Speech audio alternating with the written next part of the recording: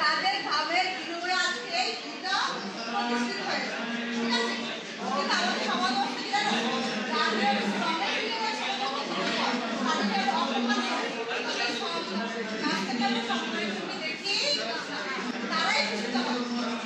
ঠিক আছে, এই হাজির যদি সামনে করি আমাদের কথা বলেছেন, আমাদের অধিকারের কথা বলেছেন, এই ছবিটায় যারা পরিশ্রম করে এই যে রাস্তাঘাট